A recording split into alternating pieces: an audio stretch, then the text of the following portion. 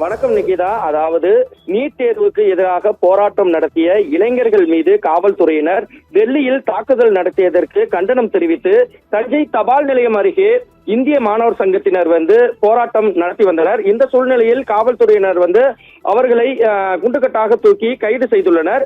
டெல்லியில் நீட் தேர்வு ரத்து செய்ய வேண்டும், நீட் முறைகேடுகளுக்கு பொறுப்பேற்று மத்திய கல்வி அமைச்சர் தர்மேந்திர பிரதான் பதவி விலக வேண்டும் உள்ளிட்ட பல்வேறு கோரிக்கைகளை முன்வைத்து டெல்லியில் போராடிய இளைஞர்கள் மாணவர்கள் மீது காவல்துறையினர் நடத்திய தாக்குதலை கண்டித்தும் அதே கோரிக்கையை முன்வைத்து தஞ்சையில் இந்திய மாணவர் சங்கத்தினர், அதாவது மாணவ மாணவிகள் சுமார் 50க்கும் மேற்பட்டோர் இந்திய ஜனநாயக வாலிபர் சங்கத்தினர் தஞ்சை தலைமை தபால் நிலையம் முன்பு கிட்டத்தட்ட 1 மணி நேரத்திற்கு மேலாக காத்திருப்பு போராட்டம் அறிவித்திருந்தனர்.